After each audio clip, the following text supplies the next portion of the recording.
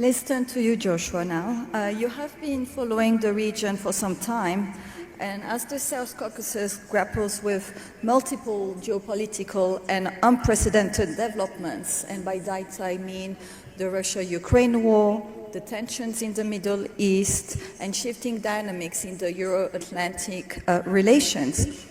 So considering all this, how do you see the prospects of the region becoming this coveted transit hub via east, west, and north and south?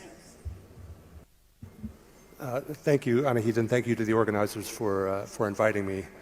Well, to state the extremely obvious, for the South Caucasus to become a viable transit hub, there needs to be peace.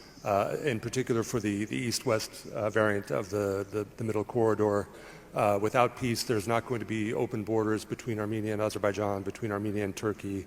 There's not going to be outside investment in the infrastructure that's going to be required for this region to become a viable transportation hub.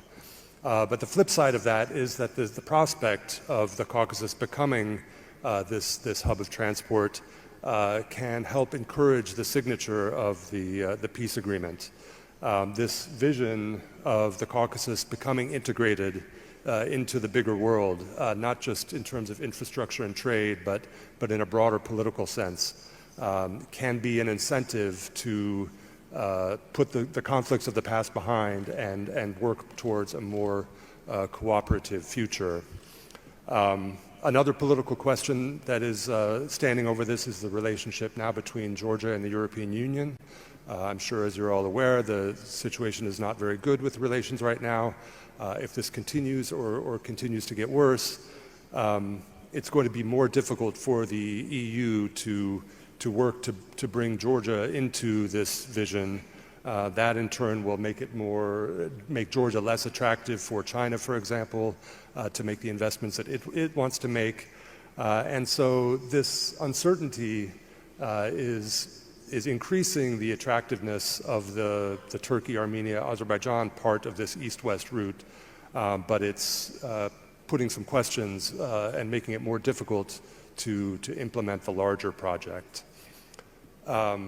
Beyond politics, there are just some technical reasons that are going to make it difficult for this region to become a regional transport hub. There's bureaucratic hurdles. When you look at the middle corridor between Europe and Asia, you have to go through all of these countries of the Caucasus and Central Asia, crossing many borders that don't have integrated border control, customs, and so on. And this is a big bureaucratic hurdle for this route that has yet to be really addressed.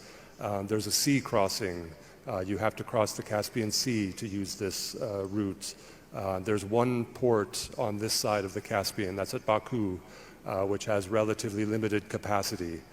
And then you have other geographical barriers like mountains in Georgia and the Caucasus in general.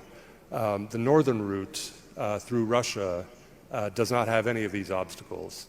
As long as the war in Ukraine has been going on, there's been an incentive especially for outside actors to try to improve the conditions of the middle corridor. But with the prospect of that war ending, and to the extent that Russia is brought back into the world economy, there's going to be much less incentive for outside actors to make the investments into this middle corridor that could make the Caucasus a viable transit hub. And this is only going to increase the necessity for local actors, regional actors, actors inside the region to work on this.